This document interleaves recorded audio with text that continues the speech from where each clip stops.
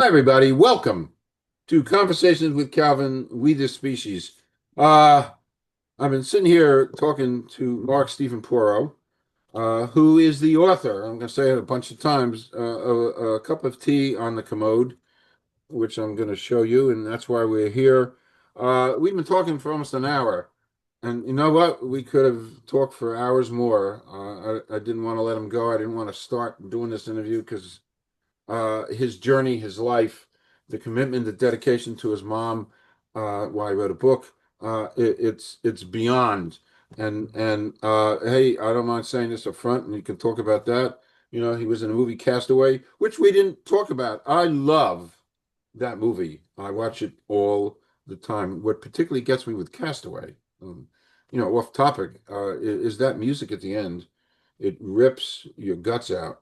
The music, wow, and it holds you and captivates you. And I marvel at that movie. I don't like the scene that you're in. It scares the hell out of me. We can talk about that a little bit. But your journey, your whole journey through life and the stuff you've done from, being an industrial designer and your work in writing and a screenwriter. I mean, the whole pack. Wow.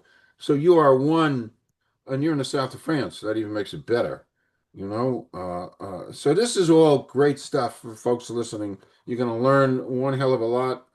Most importantly, about commitment and love and dedication and with what you did with your mom. So, there's an old TV show, before your time. This is Your Life, Ralph Edwards. I This remember is, that. okay, good. It's nice to Mhm. talk to a contemporary, sort of. I tell some Gen Z that they look at me. I even bring up Johnny Carson, and they said, "Who?" So Yeah. I have to, pinch myself. But anyway, I'm so glad you're here, and it's take and you're giving us this wonderful time, your journey. You've certainly made my day, and I hope you can make a lot of other people's day, Mark. So thank you for being here. Why don't you just do a little whatever kind of background you want to throw up there, and then we're gonna talk about this. Okay. Cool. Well, we'll get into that. But I grew up in New Jersey. I have five siblings. Mom and dad were both um, worked full time. My dad was a chemist. Mom was a proofreader for the largest newspaper in New Jersey at the time, the Bergen Record, and both were very independent and stubborn and funny. And I got a little bit of all that in me. And so when this incident happened with my mom, I grew up in New Jersey. I went to school at the Ohio State University. I ended up in Hollywood, chasing that very secure dream of acting. But what I loved about Hollywood, it got me into writing, and writing is what brings us together today. And so at the time, this was in 2011. I was a 55, carefree bachelor, never married, had no children, having a great time in LA. And I get a call that my mom's on her deathbed. And she was at the time living in the house we all grew up in. And it was shortly after her birthday. And we had a family living in the house. We had a couple families before that that were there to keep her company and take care of household duties and do the shopping and that kind of stuff. But the main thing was to keep her company because we had a couple other siblings that lived close by, but none were living in the house. They each had their own families and own jobs and things like that. So we get this call that mom just shut down. And my brother called the doctor, and the doctor cut off all meds and food and called hospice and said, she's on her way, let her go. Wow. And the doctor never met with her. She just said, okay, she's going, she's 89, she's done. So my brother said she was like not responsive to anything. So all the kids came home, and hospice was there by the time I got there. And so my younger sister and I hung out with hospice because at this point we didn't know how long mom was going to be with us, and we wanted to take care of her as much as we could. And hospice taught us the tips and tricks, and they were very generous. with letting us take over, and then we had two of the siblings that were hands off, but my older brother and older sister were hands on. So we taught them what we learned from hospice. So all the kids were all pitching in, and it was great. And I think that it was a cry for help from my mom. At the time, I visited over the years a little bit, and I saw some tension, but I didn't notice how bad it was. And it apparently was pretty bad. But this family hung out and got away with it. I guess they had a sweet deal because they got free rent and they lived on the top floor, and kind of took over the house. And my mom was somewhat sequestered, I guess, in her bedroom. Um, anyway, so after about 3 or 4 weeks, mom snapped out of it. And part of it was a rebel nurse, because the directive from hospice was no food, no drink. She's on her way, she's transitioning, so let her go. And so we made funeral arrangements. We picked out a coffin. We had a priest come and deliver the last rites. Wow. And we had quite a revolving door of hospice nurses because this was now going into weeks. So each new nurse that came in, we showed them the directive. They read the orders from their supervisor, and they would go in, and most of them obeyed. But this one particular day, this lady looked at the directive and said, uh-huh, and walked right into my mom's room, leaned in and said, Mrs. Porro, are you hungry? And my mom's eyes shot open like a dinner bell rang. And this lady turned to us and said, you are starving your mother to death. And we said, no, this is the directive. We're doing what we were told. And she said, And so we were not happy with that. So we told her to call her supervisor. The supervisor said, you broke the rules, you have to go. We'll send another nurse in. But in the meantime, I'm thinking, wait a minute, maybe they were wrong with their initial assessment. And mom is, in fact, being starved to death. So I went in feeling very guilty and said, Mom, are you hungry? And she looked at me, she says, what do you got? And those were her first words in at least Wow. 3 weeks. And Wow. I said, anything you want. And she says, well, how about some pumpkin pie? Well, this time it's March, not pumpkin pie season. So I'm thinking, oh my gosh, what are we going to do? So I went out into the living room. My older brother was there who lived locally and said, your job, go find some pumpkin pies. He came back within 30 minutes with 2 fresh pumpkin pies. I don't know where he got them from. I don't know if he baked them or whatever. Anyway, so I gave mom a spoonful, again, her first food in probably at least 3 weeks. And she spit it out. And I said, well, that didn't go so well. Well, let's try again. And so the second spoon went well, and she downed half the pie, and she was back. Now it might have been a sugar rush or whatever, but she was back. She was alert. The color came back into her face, and the next day she ate another half of the pie, and the third day I think she ate the entire pie. And then she was on regular food after that. But she was awake and alert, and it was, I wouldn't quite say it's a miracle, but it might have been a miracle with the pumpkin pie. So there's your, that was not her kryptonite. That was her, I Yeah. don't want to say her, it was her cocaine. And whatever it did, it worked. Wow. And she was back, and so the story has I guess a better ending. And so I stayed with her for a number of weeks, until I felt she was on the mend, and hospice was going to be there until about June. So I ended up going back to LA, I think in May, and we kept in touch. And but I started thinking that my mom deserves better. And at that point, a lot of it was on my older brother's shoulders because he lived locally. So he took care of the finances and my mom's meds and checked, stopped in the morning and the evenings to see how things were going. But he didn't notice all the tension in the house. And I think my mom was pretty tight lipped about it. And certainly the people living there were as well.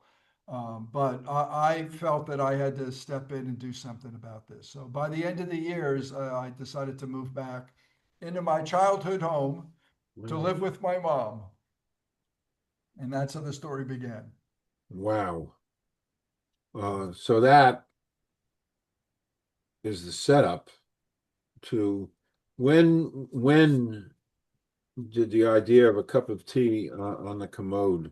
I have to, show it, and I'm going to read it in the I got not a too better one distant. if you want to look at the real Yeah, book. that's better. Hold that up. Yeah. Yeah, much better. So, well, Uh, that didn't come till later because from my history of writing, I wrote screenplays and scenes, and I used to do stand up in LA. So I wrote jokes, and writing was kind of second nature. If I saw something I thought was interesting, I jot down in notes and thought, well, I'll do something with this someday, whether it will be a screenplay or just make a joke out of it or something. So I took a lot of notes. And as I was going through this process, I was taking more and more on as far as the responsibilities. And again, my first child was this 89-year-old kid who could guilt trip, and she did, but she had a wicked sense of humor, and we had a lot of fun. So I took notes, and then I had a friend also in New Jersey who was dealing with her father and had to step up for her dad. And so I shared some of the tips and tricks I learned from hospice and some of the things I was doing, and she got some benefit out of it. And I said, well, I think I got something here, and a book is probably going to be the better way to get it out to the universe, other than a movie or something else. So um, while I was writing, again, I couldn't write it for a long time. I just took notes, and again, this was a 3.5 year journey. Um, and after my mom passed in 2014, and it, whenever I was inspired or thought about something, I would jot it down again, but I couldn't sit and write the book. I got too emotional. So I not only needed emotional distance, I needed, I guess, physical distance. So I didn't write the book until I moved to France, mhm. and in this very room. And as I was writing it, I had another title in mind, and then it was a practical thing that my mom and I did. Her favorite beverage was a cup of hot tea, skim milk, no sugar. And one day on the commode, Mother Nature was taking a little longer than was comfortable for either one of us. So I kind of said as a joke, hey, would you like a cup of tea while we're waiting? And she said, sure. And so I served her a cup of tea, and it was a hit, and it became one of our morning rituals. Wow. So that And became a so I thought, ritual. boy, that's a catchy title. And so that one just kind of came out of a practical routine that we did. And through the writing and looking at notes and then kind of reliving that whole situation, that kind of popped up. And what's fun about the book also, we talked about in our pre-show spirituality and stuff like that. And I think that um, when you do something, when you make a good decision in the world, it seems like the universe supports it because there's many things that came into play when I decided not only to take this on this job, but then to write about it and share my mom's story. And so as I was writing the book, there was a vision that my mom saw that plays a big role in the book. She saw many visions. She had a little bit of dementia. So she saw some things that were pretty interesting. But the one recurring one she saw was a parade of children outside her bedroom window. And they were all about 8 years old. And they looked like they just, I describe it as escaped Mount Carmel mass. So the girls were all in frilly white dresses and patent leather shoes, and the boys were in black pants and ties and white shirts and all well dressed, but definitely from an innocent time. And mom waved to them and spoke with them. And I saw this a number of times through her. And so I don't think I told my sister this, but one of my older sisters knew I was writing the book, and she sent to me a bunch of black and white family photos that I never saw before. And one of them was my mother at 8 years old, sitting on a bench in a frilly white dress, patent leather shoes, and Wow. holding flowers. Wow. And I think, I end the book with the same vision. I think that might have been the time that she was most happy in life, and she wanted to revisit that. So she kept seeing it. And one of the questions I would ask her is whenever she saw that parade of children going by, I'd say, "Do you recognize anyone?" And she'd say, "No." And I said, "Are any of them asking you to join them?" And she would tease me and go, "Maybe." And I go, "Come on, Mom." So I think that that is that's the place she wanted to be when she left this world. And that was out of the blue. My sister had no idea Wow. that that vision existed until she read the book. But she sent that picture that was perfect for the cover. So Wow. that's why that's there. That's just great. It's funny. It's not funny. It's I have a picture of my mom holding a flag, not flowers, in front of her house. She's about 8 years old. Maybe that's about how old your mom is, give or take. But I have that picture and it resonates with me. It's my mom, she's 8 years old in Newark, New Jersey, and she's holding a flag. Um, and not for now, maybe we get off air, but my mom, all my relatives who are gone, their pictures sit and look at me 12 hours a day.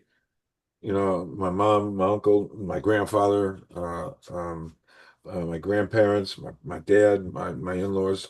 So they look at me and something happened, not now, but maybe this will make you feel good. But my mother did come out of that picture, uh, uh, and she, it was, I was trying to finish my novel. I couldn't finish my novel.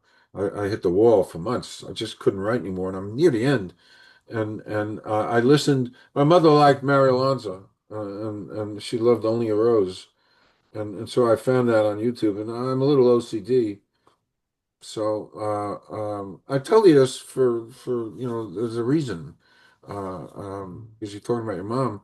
But I listened to Mary Alonso sing Only a Rose for 2 or 3 days straight until my wife out there brought out the F word.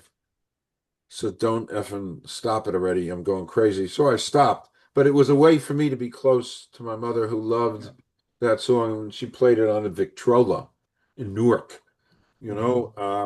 and a week or so later, I was texting with a friend of mine, Gaetano.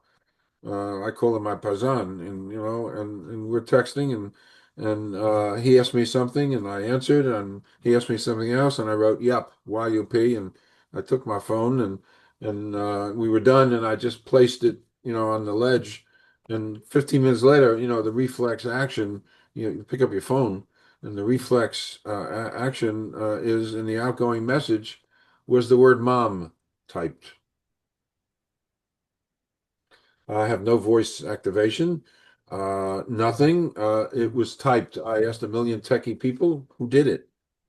Well, she got permission from whomever, and just wanted to let me know, and she typed "mom." So the mom, dad too, or whatever, but the mom stuff is powerful, Mark. Yeah. Yeah. Oh, And I have something along those lines that you just so tell me. uh, uh, a couple of maybe more than a couple of weeks before my mom passed, my brother told me a joke. And my mom was a proofreader. So the joke is a husband dies first. He goes up to the pearly gates, and St. Peter says, "Hey, you had a good life. You did this, blah blah blah." I'll make it. I'll shorten the joke. He said, "But there's one final test. You gotta. It's a spelling test." And he goes, "Ah, really?" And he goes, "Yeah, it's easy. Spell love." And he goes, "LOVE." He goes, "You're in." After a couple of years, Peter retires, and this man becomes the new gatekeeper. And he's having a great time giving the spelling test out. And he's letting people in left and right, and everything's good. Well, one day in the distance, he sees a woman, and the shadow looks kind of like someone familiar. And as she gets closer, it's his ex wife. And he goes, "Harriet." She goes, "Harry, what are you doing?" He goes, "I'm the gatekeeper." "Oh my God. Well, it's been a long time." He goes, "Yes, it has. Listen, Harriet, you had a good life. You did some good things, but there's one test before you can get in." She goes, "Really?" He goes, "It's a spelling test." She goes, "Oh, yeah. Spell Czechoslovakia." Okay, so my brother told a version of that, and but when he told me that joke, I said, Mom would be the only one who could get that right. So he wove that joke into her eulogy. Wow. And a Catholic mass is usually, especially a funeral mass, is pretty solemn occasion. The church broke up in laughter and applause when he was done. And so a couple of days later, my brother is like my parents, never throws anything away. So in his offices in Old Japan, he has our house is in the basement, and he has it all organized in shelves and stuff like that. So my little sister wanted to look for some family heirlooms before she went back to Michigan, and she comes across a little pencil box with a map of the world. Nobody has seen this pencil box. I've never seen it before, but nobody can remember ever seeing this thing before.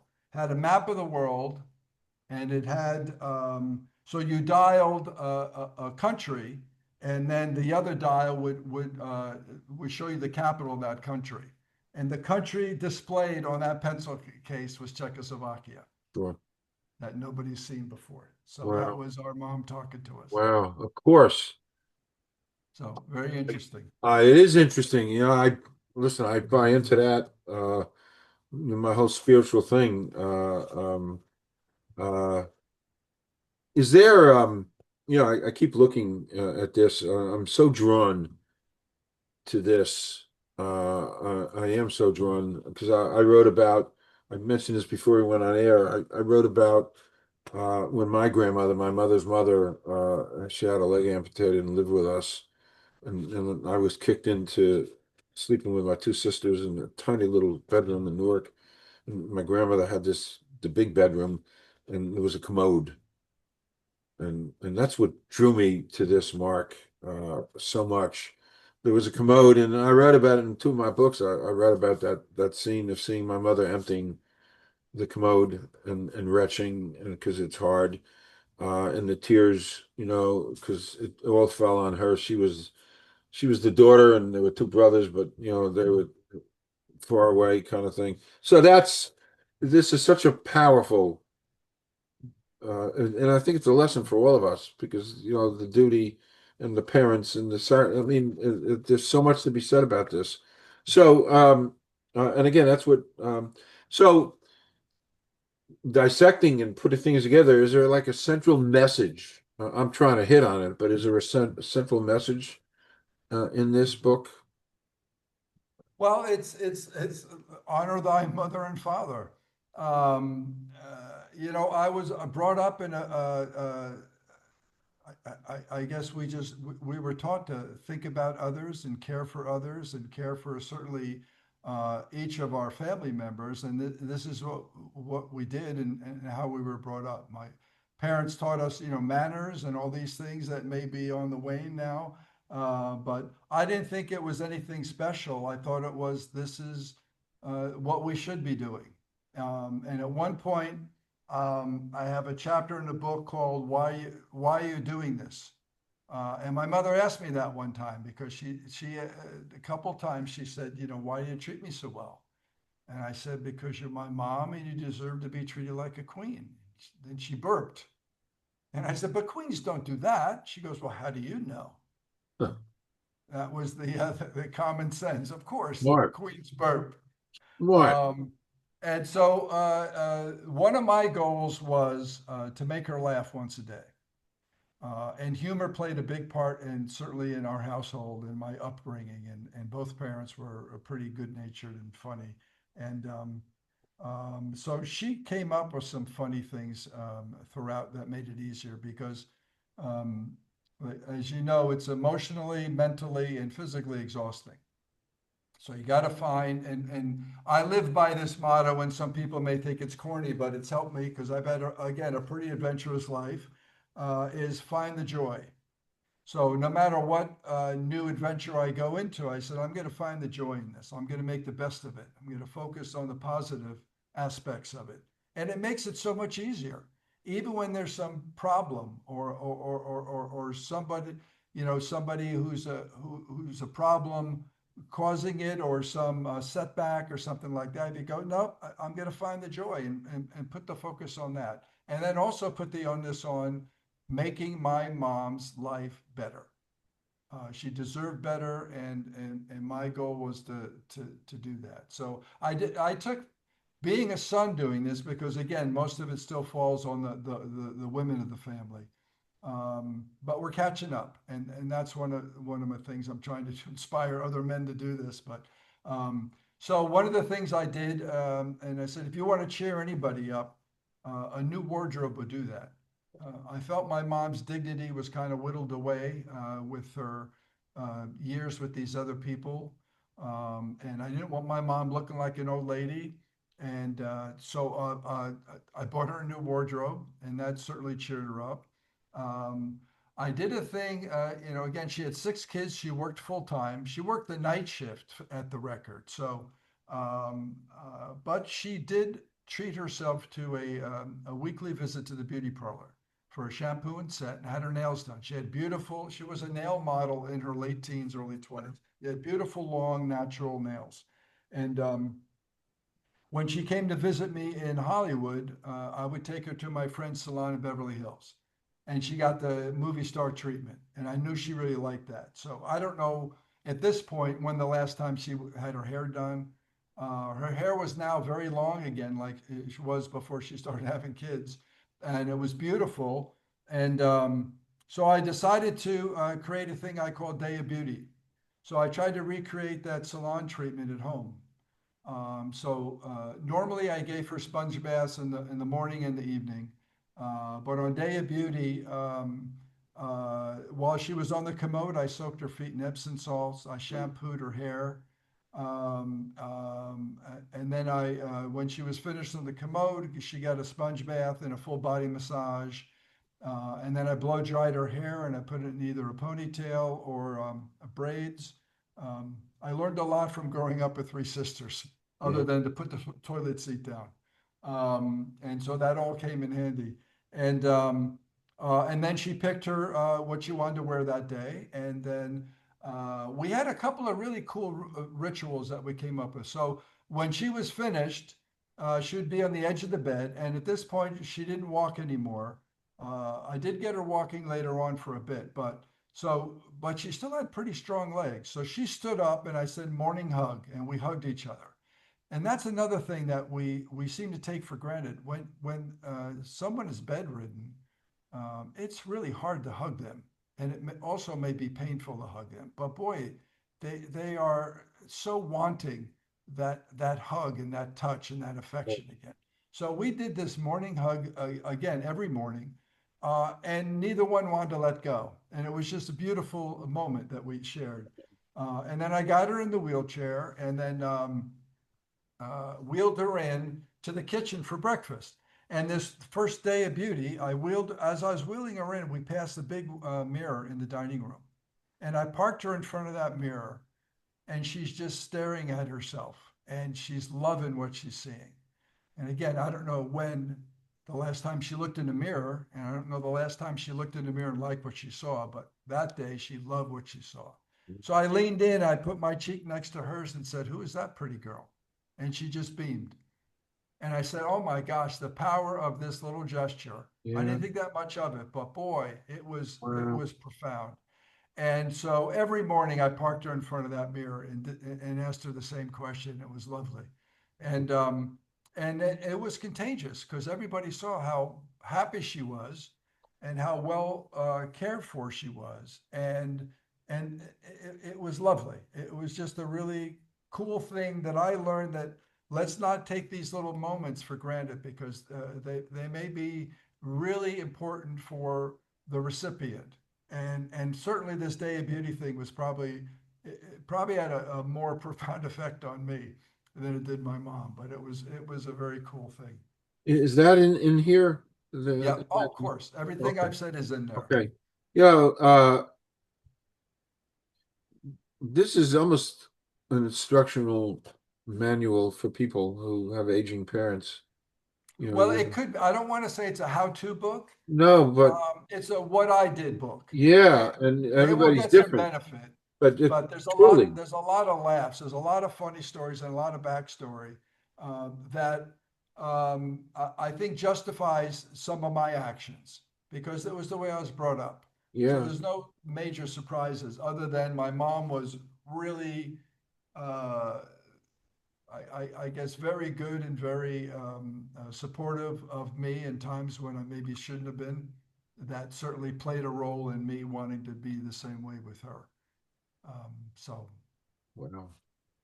Um, just take a couple of off-topic things, just to um, you mentioned off-topic. You were a stand-up comedian.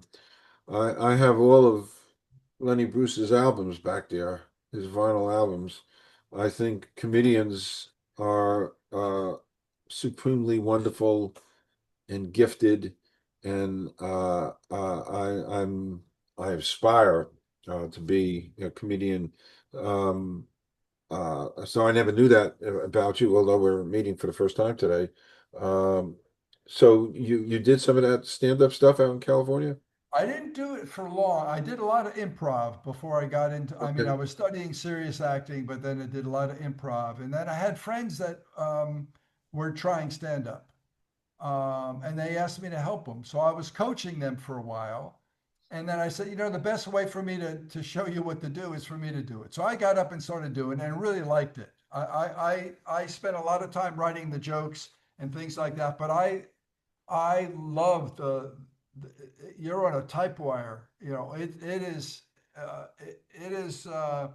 scary. But I never got heckled. I didn't do it long enough to get heckled. I'm sure I would have been heckled at some point.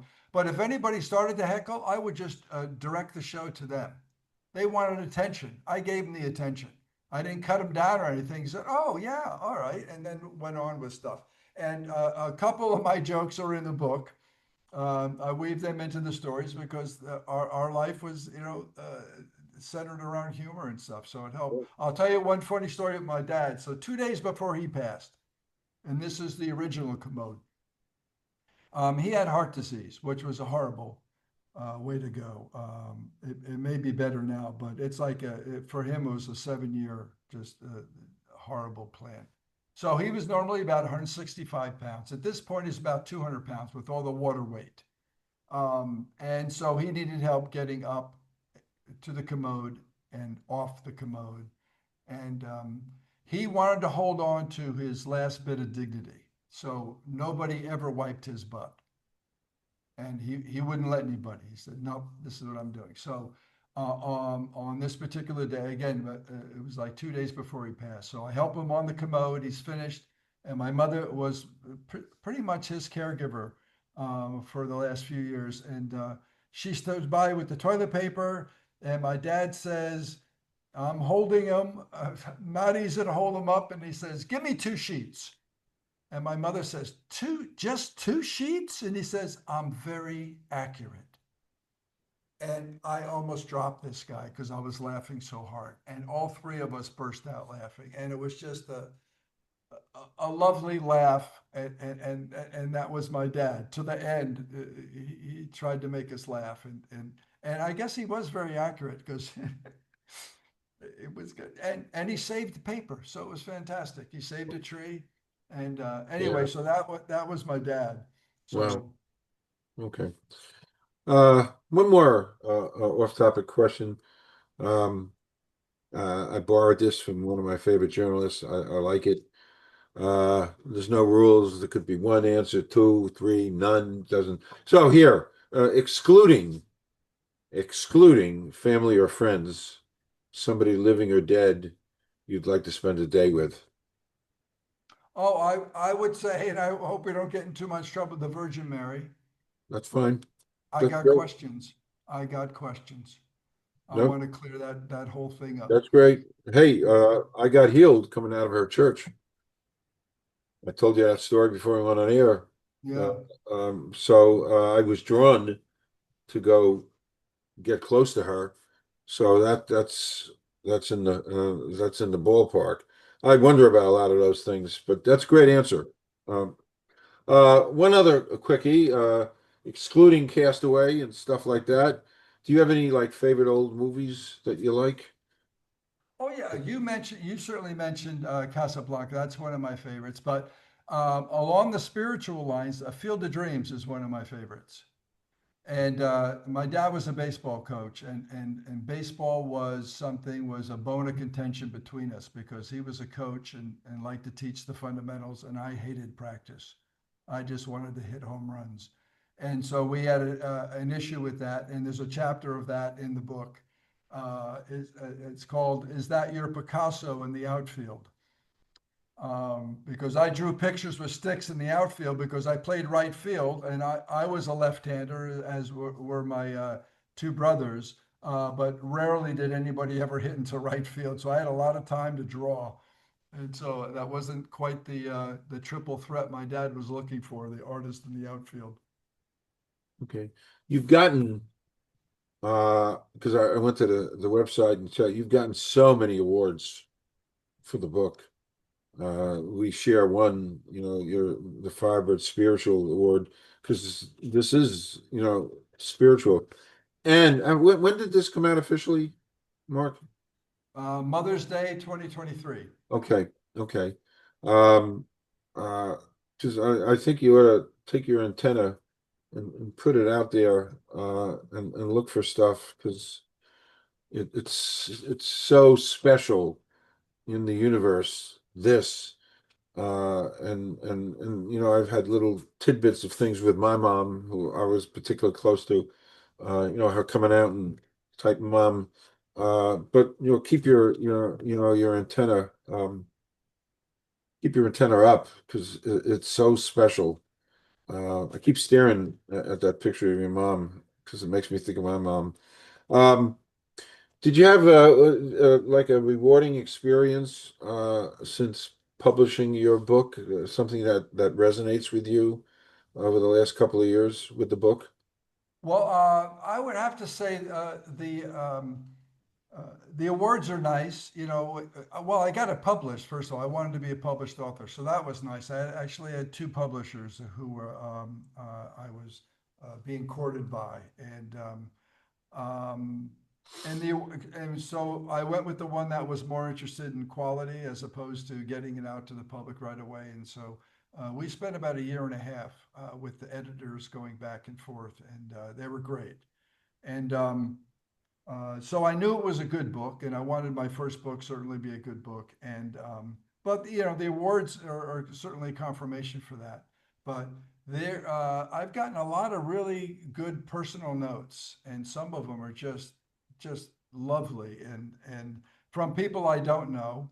Um, the reviews have been lovely, but these personal notes, I'd have to say probably half of my so I grew up in Ridgewood, and probably half of that village is on Facebook because as over the last couple of years, I'd be getting friend suggestions from Ridgewood and blah blah, and it was fabulous. So a lot of those people responded because they knew the family, or they knew my parents, and so I'm hearing really lovely stories. I did what they called a virtual author visit with the Ridgewood Public Library Oh, cool. earlier this year, and that was great because two of the neighbors that lived on my street, I lived on a dead end, Emmett Place, were part of that, which was great because they said, "Oh, we loved your parents, and your sister was my babysitter," and all that kind of stuff. So that's really fun because I am now like the conduit between people from Ridgewood and my siblings because they say, "Oh, say hi to David. Oh, say hi to DC," that kind of stuff, which is really nice. So I think telling the story about my mom, I mean, she was a lovely lady, and a lot of people have some really fond memories. But with this story after she passed, she's still having a great effect on people because both of my parents, they brought us up right. And so I think again, there's no surprises. You don't go, oh my God, how could he have done this? I said it's the right thing to do. Um, and um, and I have, I guess, a knack or certainly an interest in recording family history. So I've always done that anyway. So taking notes and writing down some of the conversations we had because I was privy over those years to some really interesting talks and moments. And I didn't want my siblings to miss out on these things. So that's why I started recording them. I had no idea it was going to be a book, Wow. but I wanted to record that. In 1995, I took my dad to Italy, to the little village where his dad came from. And he was 80 years old, and I got into my Italian roots. I was working on an adaptation of a Fellini movie, Eight and a Half, Oh, in of course. LA for a couple of years. I guess we're trying to develop this thing. And so we went to this little village, and I shot a documentary of it with me and my dad. And there were some stories about why his father, not his father, his grandfather, my great grandfather, was the mayor of this village at one point. And for some reason, we heard a rumor that he was run out of town for committing adultery with his secretary in Italy, of all places. Anyway, so we had this albatross hanging around our neck, and I have no idea how that crossed the Atlantic, but it did. And when we went over there, we didn't know if we were going to be welcomed or run out of town again, because at this point, the village was only 200 people in a mountaintop village in southern Italy. And we get there, and I spoke no Italian. A couple of words here and there, but my grandfather never taught his kids Italian because he wanted to become American. So we lost that, unfortunately. And nobody from our family had been there in 100 years. Wow. And so we walked in, and the police chief was the entire police department, was also the town historian. So by luck, this guy, as soon as he heard about Natale, he tells the story on the tip of his tongue. And then when he didn't even know we were relatives. He just heard America, and he launches into a story about my great grandfather. And Wow. then when we found out we were relatives, we weren't run out of town. He was welcoming, and he went through village records. He showed us marriages that he conducted as the mayor. He went back 2 more generations. They took us to the house that is still there. Wow. This guy, my great grandfather, was the hero of the story, not the villain. And we cleared the family name by taking that trip. And I got that all on camera, and it was Wow. lovely. And my dad passed 2 years after, but he said that was one of the highlights of his life going there. Wow. And Love we that. spent 16 days together, and we had a lovely time. I mean, we were pretty close at that point anyway, but we grew really close because with his condition, that might have been my first foray into caregiving because Right. his life was in my hands basically. Right. But in a foreign country where we didn't speak the language, so uh, but we had the hand stuff going, so everybody thought we were Italian. So it was great. Anyway, that was lovely, and so that was a really important to record that because all the people that certainly didn't make the trip, and that's on YouTube, and that's also on the Cup of Tea website. Uh, and there's a chapter about that in Mom's book, and I'll go more into depth in the next book. Okay. And then There's I a, wrote a screenplay about that trip based oh, on that. It's a okay. little more, Wow. there's a little more drama in it than we experienced, but yeah, so that was very cool. So this is kind of second nature to me. If it has to do with family, I like to make sure it's treated well and recorded, and so people remember it. Are you planning on a screenplay for this? I have, yeah, I'm like in the third draft because there has been some interest. And I actually was talking to a producer who grew up in Paramus, which is right next door Oh, to sure. Richmond. And Sure. so she has the book, and we've talked about the project. And but I know how Hollywood works. It's a long process. It's a Um, yeah. long. So if anything happens, that would be great. So we'll see. So we keep you know, doing interviews and putting this stuff out there. Like you said, keep the antenna up. If anybody Googles a cup of tea in the Commode, we're everywhere because I've been marketing like crazy for years. And I've got a YouTube channel with maybe 180 short videos. There's some of the podcasts, but little teaser videos and stuff where they get a good idea of my mom's humor. and maybe a little bit of mine. And then we're on everything from LinkedIn to TikTok to Facebook I and all saw that. all your, I'll have all that when, I promote, I started to do my checking things out and to absorb. Uh, um, there's your home state is very progressive, in the world of film now. And Netflix is building $1 billion studio. I don't know if you heard. I didn't know Netflix about that one. What is Netflix that? worked a deal out with the governor and the old Fort Monmouth, in Monmouth County, uh, um, which is near me. I'm in Monmouth Yeah, County myself. That was there for a million years, and I don't know, 10 years ago they just kind of shut it down. They didn't have any use for it anymore, and it laid vacant until Netflix. They worked out a deal with the governor, so Netflix is building $1 billion studio, cool. The B word, Yeah, in Eatontown. It's in Eatontown, right near Asbury Park. yeah. So that's maybe a year or two away from opening. And then somebody else I heard through the grapevine is also going to pluck down another billion to build a huge studio in South Jersey near Philly. So, because the tax incentives, because we want New Jersey and it should be, Yeah, uh, all the way around. New York's is hugely expensive production wise. Jersey's less. I wrote an essay a few years ago. New Jersey has finally won its independence from New York and Philly. We can stand on our own. I mean, we got Springsteen and Bon Jovi. Music wise, we're on our own. Film wise, we got a million Hollywood people who were born here, for Meryl sure. Streep, yourself.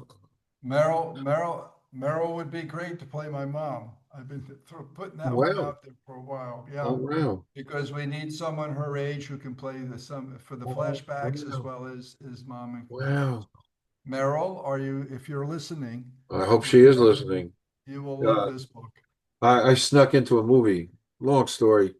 Uh, I snuck into a movie in '97. One True Thing. She was nominated for an Academy Award.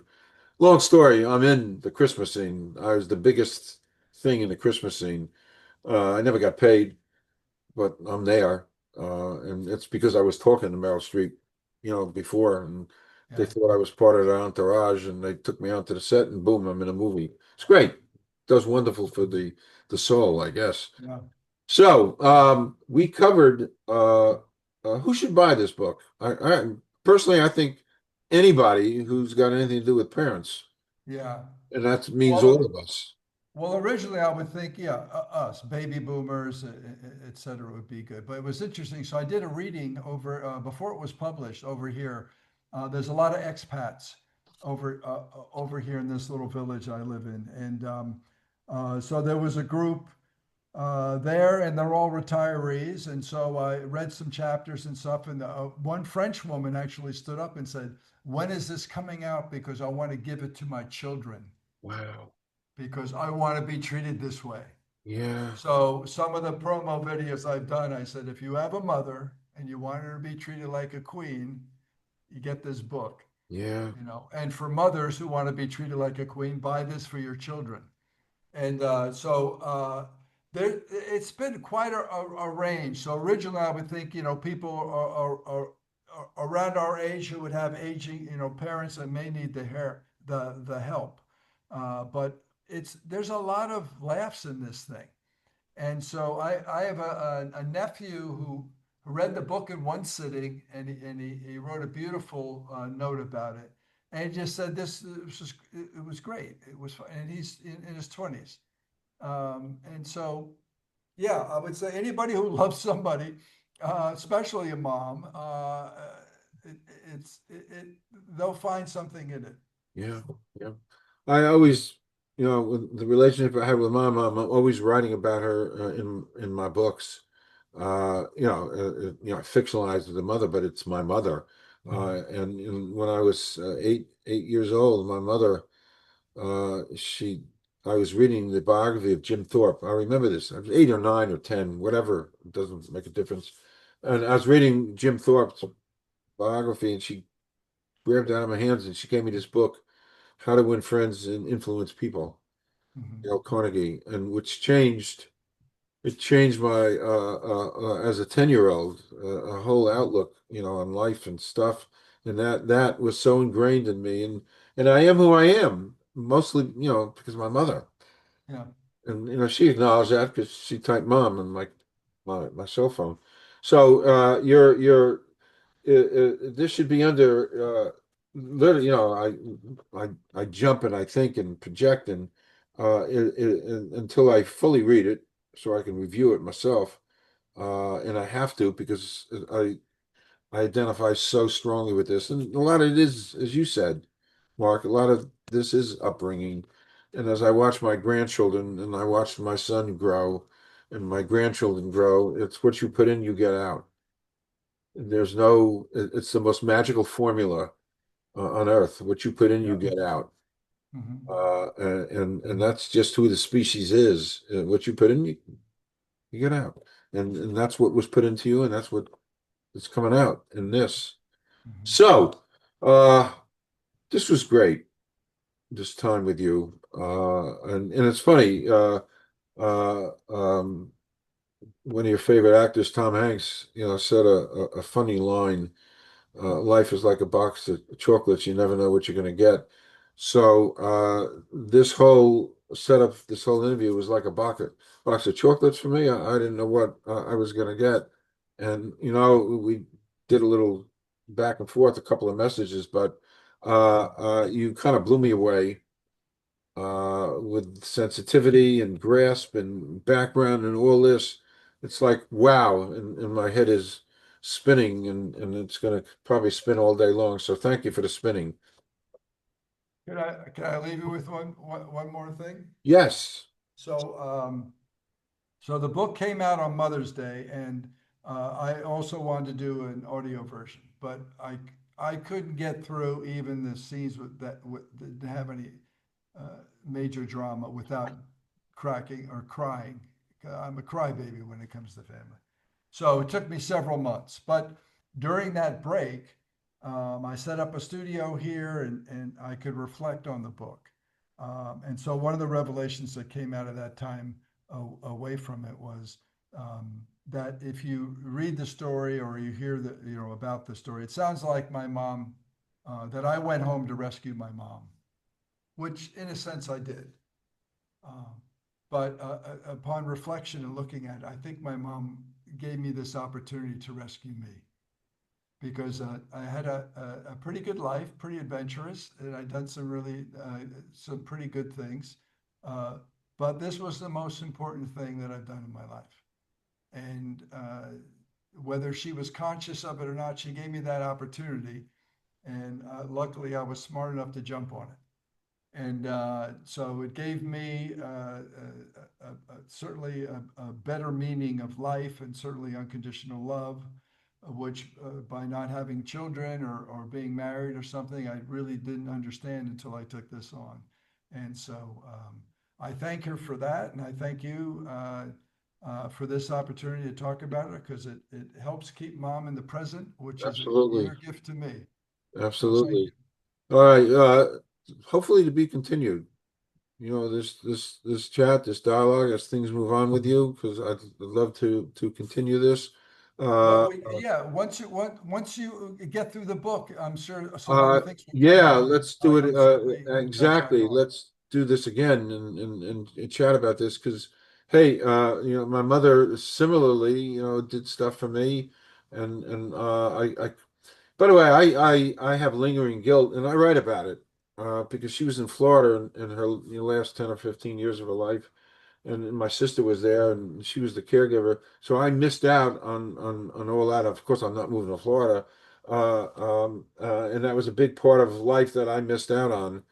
And then near her end, I flew down, and I was a little bit of a caregiver for just a little short period of time. But she's such a part of me, like your mom was such a part of you. And I believe, listen, when my mother typed on my phone, "Mom," because she did. I don't care what anybody says, she did. That was a piece of energy that got me to finish my book. And what I'm taking away from all this with you is your mom in the infinite universe gave you this, and look what you've done, and look what you're going. And I think some we just don't know what's on the other side. Right. No, as I'm absorbing this and thinking, Mark, maybe your mom kind of orchestrated some of this, and maybe when she woke up, boom, boom, boom. We just don't know. Right. I think maybe it's your mom, Yeah.